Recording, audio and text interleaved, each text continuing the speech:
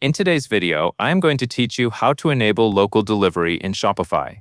To get started, sign into your Shopify admin so you are on your main dashboard. From here, you will open your store settings because local delivery is controlled inside your shipping and delivery configuration. In the left side menu, go to Settings, then select Shipping and Delivery. This area is where Shopify lets you manage how orders reach customers, including shipping, local delivery, and local pickup.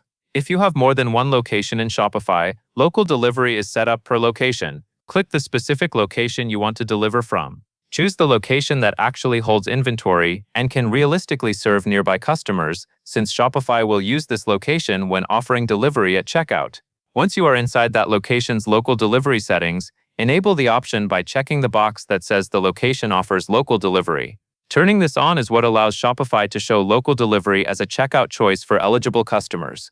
Now set your delivery area. You can do this in two common ways, by choosing a delivery radius around your location, or by entering specific zip or postal codes. A radius can be faster to set up, while zip or postal codes give you tighter control. Pick the method that matches how you run deliveries, so you do not accidentally offer delivery too far away. After that, set a minimum order price.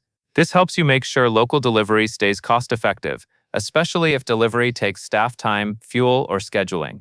Choose a minimum that fits your average order size and your delivery costs. Then enter your delivery fee.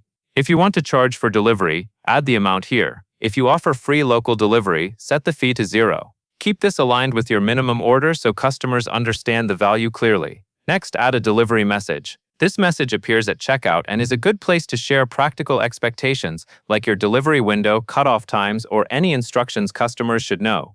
Keep it short and easy to read. Finally, click Save. Once saved, local delivery will be active for that location, and customers within your defined area will be able to select it during checkout. That covers everything you need to know.